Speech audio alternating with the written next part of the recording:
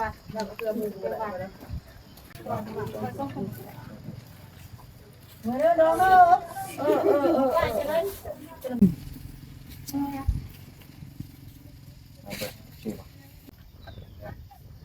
ต่ว่ามื้อนี้มันเบิดเวลาก่อนก็เลย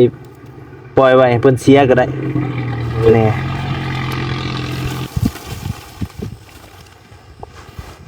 ฮะเฮ็ดละโง่บ่นะเฮ็ดละโง่อ้าวคือมีอันฮะสลีงูโอ้ว่าตัวงูสิงสายพันธุ์โยกได้เอาเนี่ยจะมาไปปูบนได้นี่เอากราบทักทายสบายดีเด้อพ่อแม่พี่น้องเนาะเบิดสุขุสุคนว่าสิอยู่ทางในรายการต่างประเทศพี่น้องเนาะก็ยินดีต้อนรับเข้าสู่ช่องบ่เตียงทองเนาะบ้านนาเมืองเตียงทอง Channel V2 พี่น้องเนาะลืมเอาก็มื้อนี้ก็เป็นมื้อสุดท้ายเสียหญ้าเรียบร้อยแล้วเนาะก็สิมาจ่ายค่าแห้งก่อนเนาะก็สำเร็จแล้วมื้ออื่นก็ใส่ปุ๋ยแต่ว่ามื้อนี้ก็สิเติมให้เพิ่นเป็นพิเศษเนาะประมาณ180,000พี่น้องเนาะ180,000ก็เป็นเงินบาทก็ประมาณเท่าไหร่วะ300บ่เกือบ300 บาทนี่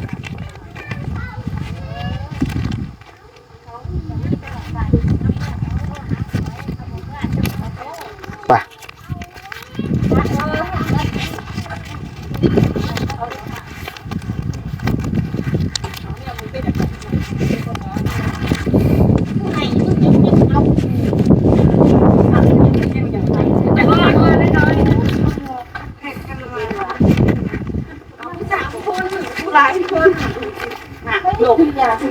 มาไม่เท่าสิเติมให้เด้อให้เด่นนี่เนาะให้พิเศษมื้อนี้เส้นอ้าว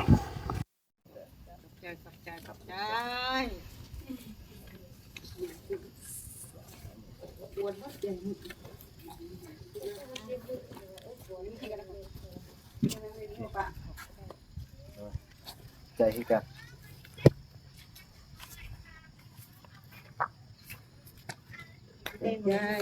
มาไปเด้อ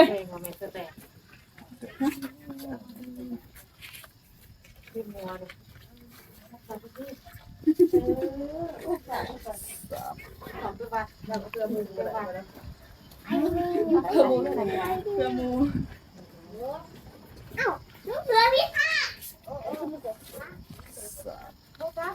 ป10,000ก็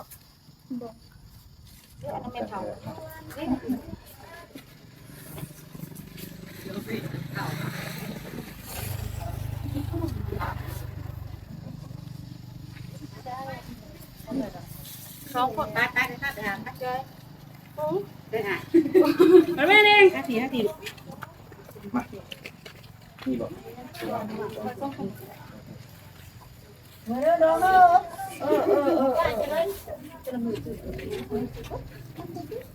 มีโอกาสเอิญไม่เด้อคอย2 คน2 คนบ่เอาไปชื่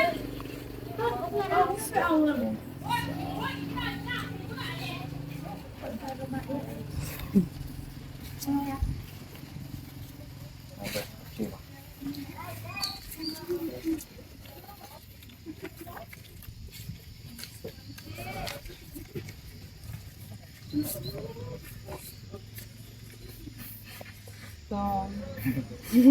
นับไหม4อะไร3 เซน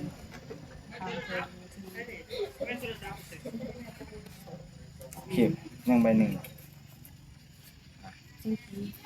โอเคแต่สนุกเมื่อไรได้เลยเด้อ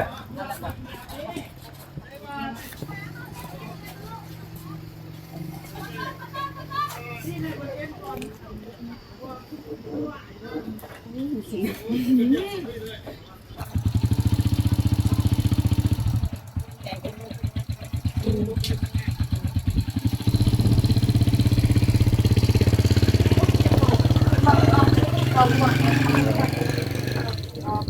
คนเนาะแต่คนขาดบ่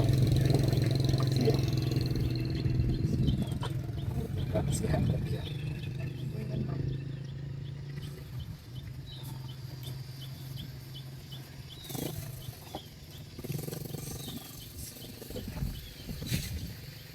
ง720,000คนคนละ180,000เด้อตื่มให้พิเศษ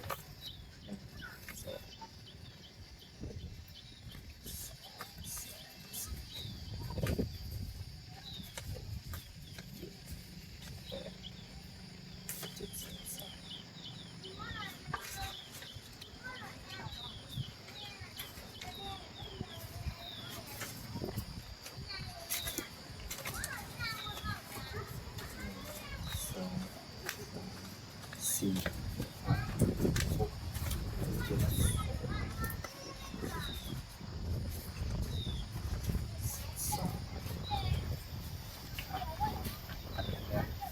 โอเคนะรับถึงว่า4 คน730,000คนละ180,000โอเคใจกันมีแต่มืออื่นก็ใส่ปุ๋ยเด้อวันเมื่อที่ก็สับใส่ปุ๋ยซอยปุ๋ยนี่บ่ยากปานใดที่ก็บ่ฮอดค่ำ บอกทำก็เลยบอกให้เสียยาสั่งเสียยาคนทุกคน นี่เด็กมันก็ยังอยู่หยางก็ยังอยู่น้อยหนึงหน่อยเนาะแต่ว่าตัวหกตัวหยางเขาเอาออกหมดเลยหยางมันก็สูงกว่าแต่ก่อนหลายเนาะเอาเสียสมัยก่อนน่ะมันบ่ได้หกปานนี้อันนี้แบบว่าหยาหกแล้วมันก็ยากแน่แถวน้องเนาะก็อีต้นเพิ่นก็เลยว่าให้พิเศษเติมให้อีก10,000เนาะก็หุบออก เบื้องมันก็มันบวมหนักแล้วเนาะมันพื้นที่ต่ำแล้วมันเป็นสระแล้วน้ำมันขึ้นเสียหญ้าก็ยากเบื้องนะแต่ว่าแล้วเพิ่นแล้วยังแต่อันน้อยหนึงเนาะตัวเมียไอ้แดงเสียหลายเติบแล้ว อยากบอก เสียแล้วสิใส่ปุ๋ย คือเลยวันยาเย่ แค่สมกับตู้ฮัน คือเลยวันยา ให้เพิ่นสามนำแน่เนาะนี่แหละพี่น้อง เขาสั่งเบียร์มาเนี่ยมีเสียหยาแล้วใส่ปุ๋ยแล้วก็3เบียร์ใหม่ตอนนี้ทางทีมงานเฮาก็ยังออกไปโหลดคลิปก็มีเหลือแต่เบาเหม็นหาจ่ายเงินเพิ่นแล้วก็ไปเบียกต่อยพี่น้องเนาะก็พอดีมาจัดการเบียกงานทางแทนในเตียงแน่เนาะเพราะว่าเพิ่นก็ยังพันได้ลงมาง่าย ตอนนี้คาเฟ่เขาก็เริ่มงามเลยเนาะเริ่มงามหลายแล้วพี่น้องใส่ปุ๋ยอีกหมวดมันจะเป็นหมวดที่เท่าไหร่ที่5ที่6บ่ที่10อาจจะหลายหมวดหลายเติบอยู่ว่าเริ่มใหญ่ไวๆเนาะแต่ตอนนี้ก็วิจิรอแล้ว เพราะว่าตัวมันก็สูงสิเพียงพวกเขาคิดว่าน่าจะปีหนึ่งจะได้เพียงหลังคาก็งามนะครับโดยรวมก็งามประมาณ 90% แต่ว่ามันก็มีส่วนบ่งามนะก็เป็นธรรมดานะก็มีหมองดินดีแน่หมองดินบ่ดีแน่แต่ว่า 90% ก็ถือว่า ตัวงามเนาะก็ประมาณตับ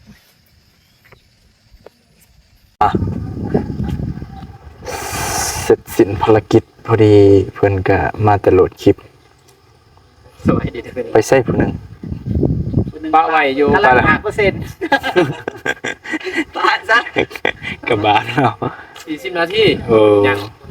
40 นาทีอยู่ ชั่วโมงนึง ชั่วโมงหนึงเบิดโอ้ข้ามมาได้ สัญญาณบ่แห้งบ่ จานเต็ม แต่ว่าเป็นน้ำโทรศัพท์บ่ บ่เล่าหันกำลังลงคลิป กำลังอันนั้น กำลังเอา กำลั มาง แล้ ล ว ง หรือเปล่า 5นาทีสิ 5.5% โอ้ปึ๊บบ่ได้ก็ปล่อยแล้วมาเจ็บก็ปล่อยแล้วยังแล้วเปิดมัน โอ้ ไปอันอ้ายก็โหลดเลยมันก็ได้เด้ซ่าเปลี่ยนเนาะสัญญาณนี่ โดย แต่ว่าสัญญาณนั้นเต็มอยู่แต่มันซ่าแต่สำหรับ อินเทอร์เน็ตบ่แฮง สำหรับโทรศัพท์บ่าวนุ่งก็ไว้อยู่ถ้าผู้ใดสัญญาณมันบ่อยากอยู่บ่ได้ก็บ่ได้เด้ โดย ตื้อๆตัดๆอันนี้แต่บ่เจ็บก็ไว้เติบ ไป บ่ อีก เจ็บก็ บ่ ไว้เติบ บ่ได้เมื่อบ่บ่น่ะ ยังอ ลู ยู่ กหลานเจ้าบ่ได้เมื่อมื้อเด้มื้อใส่ปุ๋ยบ่บ่ เพิ่นอยู่ใส่ปุ๋ยก่อน ตามมันสิอยู่บ่ บ่ถามแล้ว นี่แต่บ่ตาโนบ่อยู่ในไดมาเอามาแต่ฝุ่นบ่ไกล อืม เกินมาแล้วมื้อเดียวสิอดบ่ได้บ่จักสิว่านะนี่แหละพี่บ่ลอกบ่ฮะ บ่ นอน4 5คืนพี่บ่ลอกบ่บ่มีก็แกล้กๆบ่คือว่าผู้บ่าวดอกโรแกล้กคนเมาเหล้า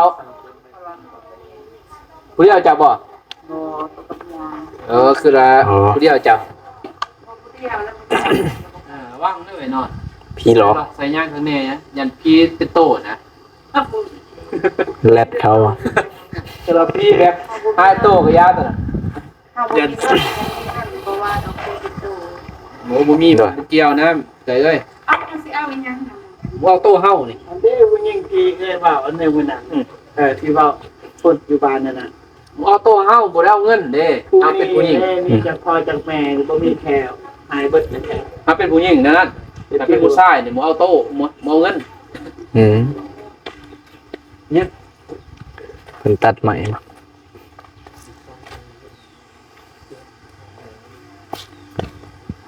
มีแต่ให้เอื้อยนั่นซ้ำเด้ออันแล้วมื่นใส่มื่นซ้ำเด้ เปลี่ยน มันตายหลายเติบอยู่ กับตัวไรมันเหลืองๆก็เปลี่ยนนั่นแหละมันบ่ขึ้น แต่ว่าเด็กรุ่นนอใบเนาะ มาเพิ่นหยอดปุ๋ยหลายบ่ เจ้าบริสีญาติ มีแต่หดต้นมาเดนเขาก็หดน้ำใส่ซื่อ แต่มันกาเบียยากเลยพี่น้อง หน่อยเบี้ยเนี่ย เป็นสิ่งง่ายเลย3,000ก็ถึงแล้วเขา บุรบัตร เนาะซ้ำสิเกิดมันได้ใหญ่ทำนี้แม่นเนาะแต่บ่าวนุ่งป้าอยู่เพื่อนผู้งามเลยเห็นบ่หลัง จำนวนหน่อยดูแลง่ายอยู่คันมันหลายนี่ดูแลยาก บริสีญายังแต่แบบธรรมชาติเลย อืม แต่เขตน้ำสิอยู่นะเขตเนี้ยตั้ง ระบาดเด้ ๆบ่แม่นเด็กมันงามเลย ฝนตกแน่มันก็นั่นนี่เลย เพราะว่าเขตนั้นมันบ่หลายพีอ่ะเด้มันแบบ โอ้ครับมือกล่องมือกล่องเหมือนกัน บรรยากาศดี บ่พอท่านเหยียบบ่ตอนนี้บ่ บ่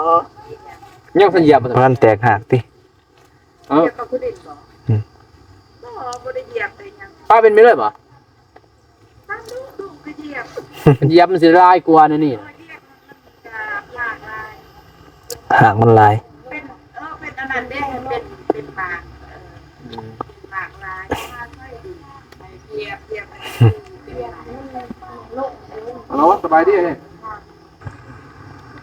อยู่นี่ยังน้อยหนึ่งมันขึ้นใหม่เนาะเมียไอ้แดงเสียไปละแต่ว่ามื้อนี้มันเบิดเวลาก่อน ก็เลยปล่อยไว้ให้เพิ่นเสียก็ได้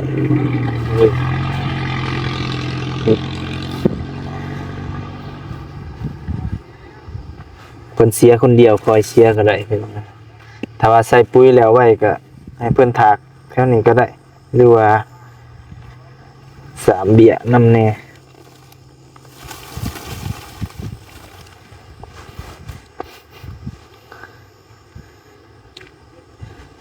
งามเลยต้นนี้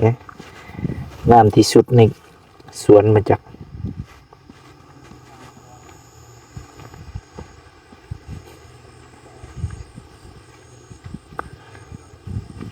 ขึ้นไว้แน่เพราะว่าน้ำเนาะน้ำก็ออกบ่อเลยอยู่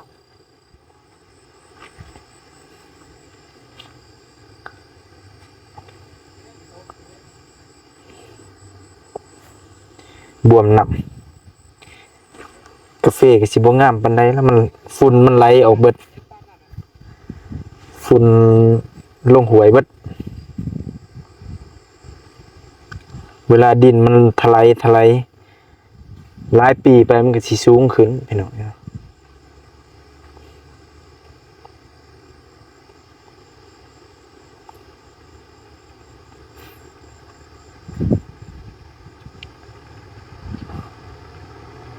ไหลลงหวยเบิด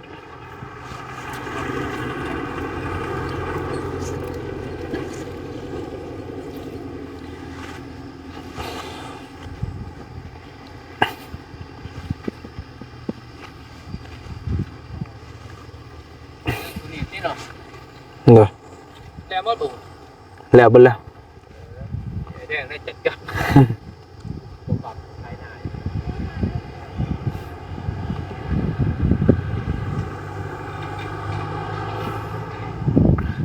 เรียบร้อย ปรับใกล้ๆตรงหลังได้ดีดีมากตาบุดีอยู่แล้วลงตัวนี้นะฮะงาลายโผล่ งาลายแต่ว่าดีแท้ที่เราซ้ำนี่เยียบเลยมาหนุ่งเคยปลูกแบบเยียบนั่นนี่ เยี่ยมให้หา เอาดินท่มก็ได้ เยียบแล้วปันนี้ ตัวนี้มันสิจับหากลายนะมันบ่ได้แต่บนนี้มันบ่นี่เขาสิได้ลายนะ หน่อย เสียงมาดู ทางบ้านเฮานี่ท่มเอา ต้มเบา สิจะเสียเหยียบก็ท่ม ต้มมันก็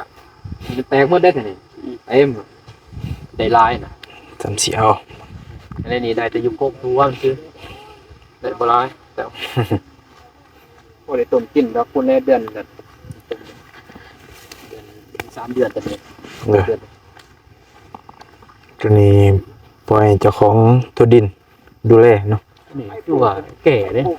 ต้มได้แล้ว ทุเรียน โอ้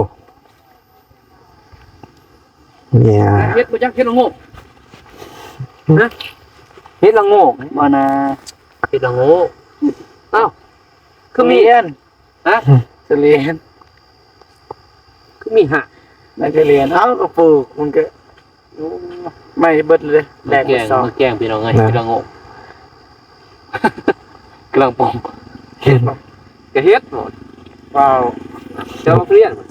เฮ้ยอย่าไปกินเลยนี่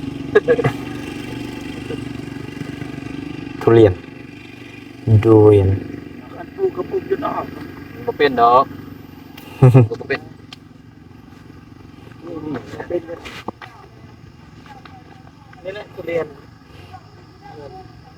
เฮ้ยตัว มะละกอ มะละกอนี่เจ็บ กะปิเอาอย่างอื่น โอ้เอากะปิมากิน มากินมักเผ็ดมาได้แล้ว กะปินะกะมักแตง ทีนี้ยาอีบ่หิวเขาแล้วเปิด เริ่มหิวละ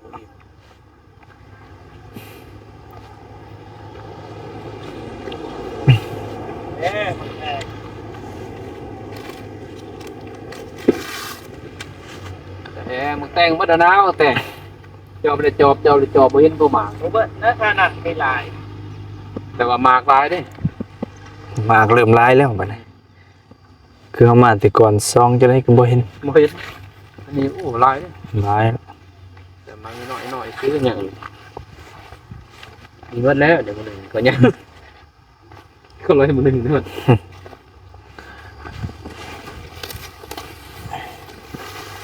ใช่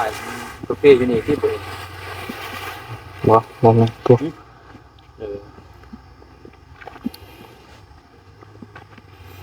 ลาบเป็ดลาบงัวกัวไก่ มันดึงออก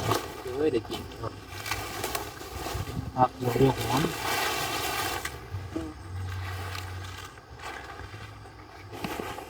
เบิ่งนะใช่ไหมน่าจะนะตาพูนหัวเบิดเลย ห้ามแตงบ่ใส่แบตเออ ยาก ไก่ แดงเบิดเลยเนาะ หมดเลย กินคู่มือเบิดแล้ว กับเขามันงอม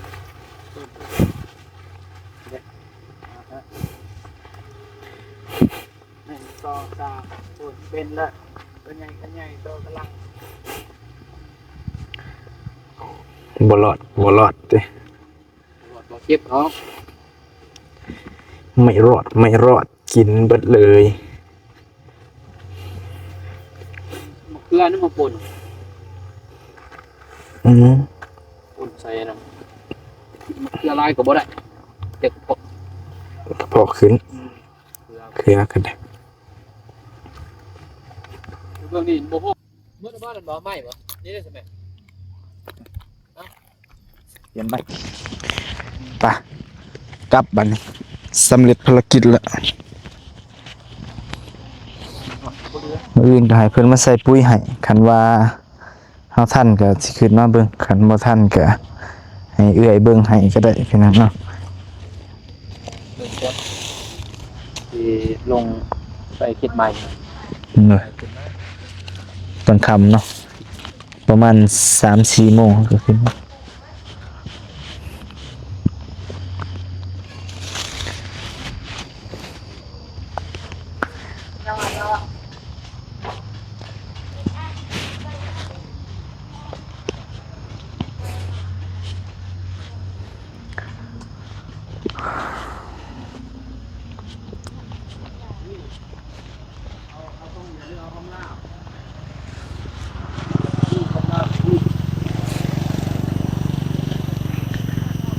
ไก่เฮือนนี่งามเบิดแฮงงาม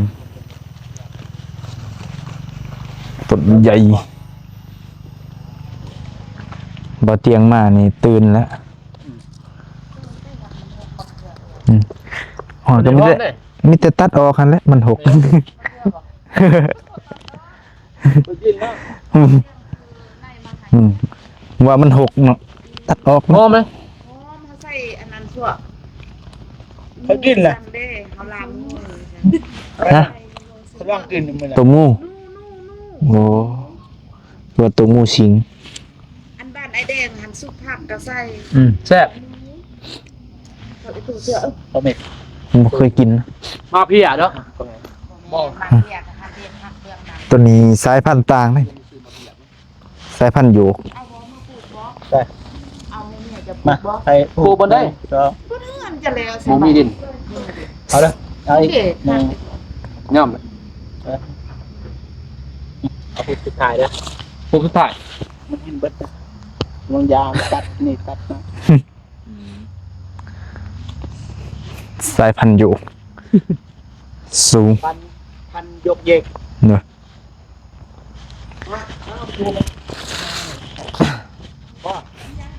ผ้าปูทุเรียน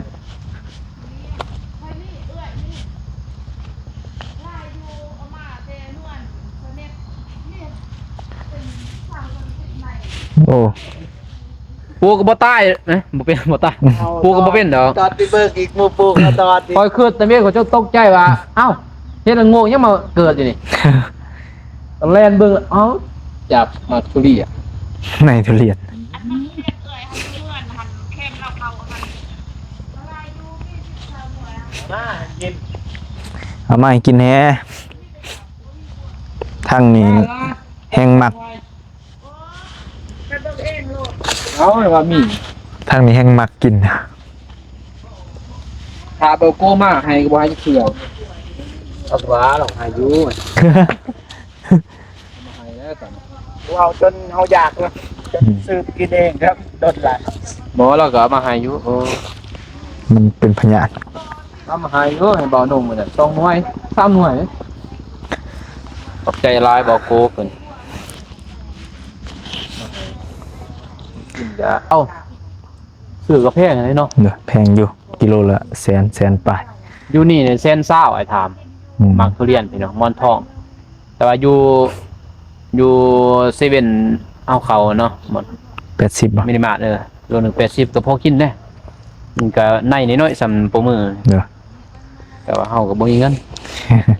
กินเนี่ยกินได้ครับหนึงครับเดียวได้อยู่มันถึกอยู่300,000ไปได้หน่วยหนึง แม่น คันบ่ขาด รา เป็น คา โล สูง เข้าบ่ปลา หน่ ให้ อยหนึง เนาะ ประมาณ500กว่าบาท 500ไป โอเคพี่น้องเนาะ ก็สำเร็จเสร็จสิ้นภารกิจเนาะก็สิขอตัวเดินทางไปต่อก่อนวันนี้เนาะก็ขอบใจหลายเด้อพี่น้อง FC เนาะเข้ามาติดตามรับชมเนาะแล้วก็เป็นกำลังใจให้โดยตลอดพบกันใหม่คลิปหน้าพี่น้องเนาะสำหรับคลิปนี้สบายดีเด้อ